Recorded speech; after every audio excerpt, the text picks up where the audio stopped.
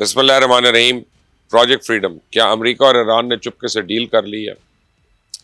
اکھنڈ بھارت پر نیپال کا دوسرا وار، بنگالیوں کو مگرمچھوں کی خوراک بنانے کا بھارتی منصوبہ، افغان طالبان کی شامت آنے والی کیوں؟ آپ دیکھ رہے ہیں مبشر لقمان چینل. میرا نام مبشر لقمان ہے. پتہ نہیں یہ عادت اچھی ہے یا بری، لیکن ہم پاکستانیوں کی ایک عادت ہے کہ اگر ہم کسی کام کے پیچھے پڑ جائیں تو پھر اس کو پورا کر کے ہی دم لیتے ہیں. دنیا ادھر کی ادھر ہو جائے، کوئی طاقت ہمیں پھر روک نہیں سکتی ہے. ہم نے امریکہ اور ایران کے درمیان صلح صفائی کرانے کا بیڑا اٹھایا تھا نا.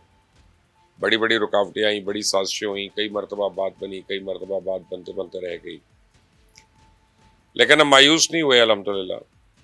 تو بات اب بنتی ہے بلکہ فائنل ہوتی نظر آ رہی ہے، اور اس حوالے سے کافی پیش رفت ہو چکی ہے. اگلے چند روزوں میں آپ کو ہو سکتا ہے ایک بار پھر آپ کو پتہ چلے کہ ناممکن کو ہم نے ممکن کر دیا. ایران نے چند روز پہلے جو اپنا نظر ثانی شدہ 10 نکاتی منصوبہ پاکستان کے ذریعے امریکہ کو بھجوایا تھا، اس پر واشنگٹن سے جواب آ گیا اور اب ایران اس امریکن ڈرافٹ کا جائزہ لے رہا ہے. پہلی تجاویز کے برعکس ایران کا یہ نظر ثانی شدہ منصوبہ کہیں زیادہ جامع ہے. ایران کا پیس پلان بنیادی طور پہ 3 مرحلوں پر مشتمل ہے. پہلے مرحلے میں دونوں فریقین کو 30 دن کے اندر اندر عارضی سیز فائر کو مستقل جنگ بندی میں بدلنا ہوگا، اور اس دوران آبرائے ہرمز کھول دی جائے گی. امریکہ چند پابندیاں ہٹانے کا اعلان کرے گا، دوبارہ حملہ نہ کرنے کی گارنٹی بھی دے گا. اور دوسرے مرحلے میں ایران کے ایٹمی پروگرام پر بھی بات چیت ہوگی. ایران 15 سال تک یورینیم کی انریچمنٹ بند کرنے پر راضی ہے، لیکن اس کے ایٹمی مراکز ختم نہیں ہوں گے. ان پر عائد پابندیاں مرحلہ وار ہٹائی جائیں گی، اور تیسرے اور آخری مرحلے میں مشرق وسطیٰ کی مجموعی سلامتی کے لیے مذاکرات شروع ہوں گے. میرے خیال میں اگلے چند دن انتہائی اہم ہوں گے، کیونکہ پچھلے 24 گھنٹے میں 3 ایسی خبریں سامنے آئی ہیں جن کو دیکھ کے یوں لگ رہا ہے کہ امریکہ اور ایران کے درمیان بیشتر معاملات پہ انڈرسٹینڈنگ ہو چکی ہے. پہلی خبر تو یہ ہے کہ امریکہ نے بحری ناکہ بندی کے دوران توشکا نامی ایک ایرانی جہاز کو اپنے قبضے میں لیا تھا، اور امریکن بحریہ نے آج یہ جہاز عملہ سمیت پاکستان کے حوالے کر دیا. پاکستان اب اس ضمانت کو ایران کے حوالے کرے گا. دوسری بڑی خبر یہ ہے کہ ابنائے ہرمز میں پھنسے ہوئے جہازوں کو عملے سمیت نکالنے کے لیے امریکہ آج سے کارروائی شروع کر رہا ہے. تو پریزیڈنٹ ٹرمپ نے اپنی اس کوشش کو پروجیکٹ فریڈم کا نام دیا ہے، اور عام طور پہ جنگ کے دوران دشمن کے علاقے میں کی جانے والی کسی بھی کارروائی کو آپریشن کہا جاتا ہے. لیکن سینٹ کام کی جانب سے اس کارروائی کو آپریشن کی بجائے پروجیکٹ قرار دینا اس بات کا ثبوت ہے کہ امریکہ اور ایران اب لڑائی نہیں چاہتے، بلکہ دونوں کے درمیان خاموش مفاہمت ہو چکی ہے. سینٹ کام نے تو باقاعدہ واضح کیا ہے کہ اس کے جنگی جہاز ایرانی حدود یا ابنائے ہرمز میں داخل نہیں ہوں گے. نہ ہی کسی جہاز کو تحفظ فراہم کریں گے، نہ ہی کوئی اسکارٹ کریں گے، بلکہ اس کی بجائے امریکن بحریہ کے پھنسے ہوئے جہازوں کی صرف رہنمائی کریں گے، اور انہیں بتائے گی کہ بارودی سرنگوں سے بھرے اس علاقے سے زندہ سلامت کیسے نکل جائے. تو میں آپ کو بتاؤں کہ ابنائے ہرمز اور خلیج کے مختلف بندرگاہوں پر اس وقت 900 کے قریب جہاز پھنسے گئے، جن میں اکثر تیل سے بھرے ہوئے ہیں، اور ان کے عملے کی تعداد لگ بھگ 20,000 ہے.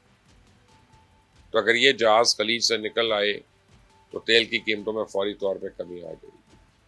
آپ دیکھیں کہ پریزیڈنٹ ٹرمپ نے جو ہی پروجیکٹ فریڈم کا اعلان کیا تو اس کے فوراً بعد تیل کی قیمت $100 فی بیرل سے بھی نیچے آ گئی.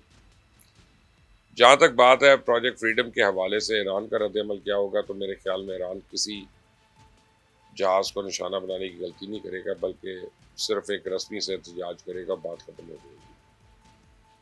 تو جنگ کے دوران بھی ایران نے صرف دشمن والے کے جہازوں کو روکا تھا، اور ایران کے دشمنوں کے لیے ابنائے ہرمز آج بھی بلاکڈ ہے.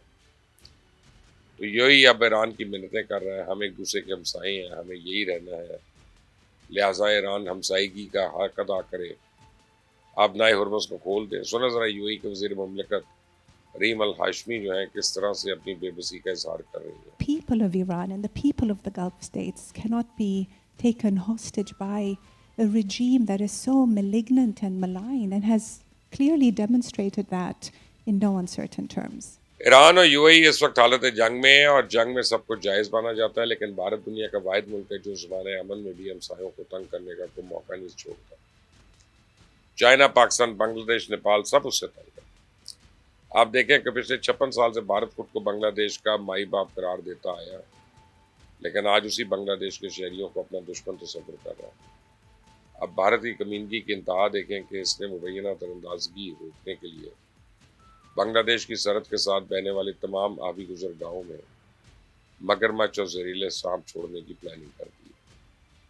حیران کن طور پہ پورے بھارت میں کسی اپوزیشن جماعت نے اس حکومتی فیصلے کی مخالفت کی۔ انسانی حقوق کی کسی تنظیم نے اس فیصلے کے خلاف آواز نہیں اٹھائی۔ آپ دوگلے پن کی انتہا دیکھیں کہ پریزیڈنٹ ٹرمپ نے جب امریکہ میں غیر قانونی مقیم بھارتیوں کو ملٹری طیاروں میں زنجیروں سے باندھ کے واپس بھیجا، تب بھارت نے اس اقدام کے خلاف پوری دنیا میں ماتم برپا کیا تھا، اسے غیر انسانی، غیر اخلاقی قدم قرار دیا۔ تب چند روز پہلے آسٹریلیا نے غیر قانونی سرگرمیوں میں ملوث 15 بھارتی شہریوں کو ڈپورٹ کیا، تو گودی میڈیا پچھلے 48 گھنٹے سے آسٹریلیا کے خلاف صرف زہر اگل رہا ہے۔ یورپ اور امریکہ کے لیے ڈنکی لگانے والے بھارتی شہری آج بھی سر فہرست ہیں۔ خلیجی ممالک میں ہزاروں بھارتی شہری غیر قانونی طور پہ مقیم ہیں۔ بھارتی حکومت نے تو آج تک ان کے خلاف کوئی کارروائی نہیں کی ہے، اس ایشو پہ کبھی ایک لفظ تک نہیں بولا۔ اور یہ دوگلا پانی تو اور کیا ہے، بھارت کو چاہیے کہ پہلے دلی میں مگرمچھوں کی افزائش کے لیے خصوصی تالاب بنوائے، اس کے بعد اگر کوئی بھارتی شہری ڈپورٹ ہو کر آئے تو اسے مگرمچھوں کے آگے ڈالے۔ تو مودی سرکار اگر یہ کام کر لے تو بنگلہ دیش سے غیر قانونی داخل ہونے والوں کو سزا دینے میں حق بجانب ہوگا۔ نیپال کی سرکاری ایئر لائنز نے چند دن پہلے مقبوضہ جموں کشمیر کو پاکستانی علاقہ قرار دیا تھا، تو نیپال نے آج اکھنڈ بھارت میں ایک نیا وار کیا، اب بھارت کے زیر قبضہ علاقے لیو لیخ پر اپنا حق جتا دیا۔ نیپالی پرائم منسٹر نے تو اس حوالے سے بھارت کی ایک محبت نامہ بھیجا ہے کہ وہ اس علاقے کو جلد از جلد خالی کر دے، اور نیپالی وزیر اعظم کا خط ملنے کے بعد نئی دہلی میں ایک سناٹا چھایا ہوا۔ مودی سرکار کو سمجھ نہیں آ رہی کہ اب کریں تو کیا کریں، کیونکہ ایک طرف چائنا اروناچل پردیش کو اپنا علاقہ قرار دے چکا ہے اور نیپال بھی فریق بن کے سامنے آ گیا، تو مقبوضہ جموں کشمیر پہلے ہی متنازع علاقہ ہے، لداخ پر پاکستان چائنا کا حق تسلیم کر چکا ہے، پنجاب میں خالصتان تحریک عروج پہ ہے، منی پور، ناگالینڈ، آسام میں بے چینی ہے اور وہ بے قابو ہو رہی ہیں۔ تو اب تو مجھے یقین ہو گیا کہ جس دن چائنا نے ہندوستان کی طرف پیش قدمی کی، اسی دن بھارت کے ٹکڑے ٹکڑے ہو گئے۔ تو بریکنگ نیوز یہ ہے کہ ایران اور امریکہ کے درمیان تنازع ختم ہوتے ہی افغانستان کی شامت آنے والی ہے۔ نئی کارروائیوں میں ہو سکتا ہے کہ افغان طالبان کی اعلیٰ قیادت کو کچھ نہ کہا جائے، لیکن ان کی نچلی قیادت کو ٹھکانے لگا دیا جائے۔ سرحد سے ملحقہ علاقوں میں ان کی کوئی پوسٹ، کوئی ٹھکانہ سلامت نہیں رہے گا۔ فیصلہ ہو چکا ہے کہ ان درندوں کو مزید مہلت نہیں دیں گے، اور جب تک یہ ہمارے مجرم ہمارے حوالے نہیں کرتے، دراندازی اور دہشت گردی کی سرپرستی بند نہیں کرتے، تب تک ان کے ساتھ کوئی بات نہیں ہوگی۔ میں بھی سمجھتا ہوں ان ساتھ بات تو ہونی نہیں چاہیے۔ آپ کی کیا رائے ہے اس بارے میں مجھے ضرور بتائیے گا۔ چینل کو سبسکرائب کریے گا، بیل آئیکن کو پریس کریں۔ Until the next time، اللہ حافظ۔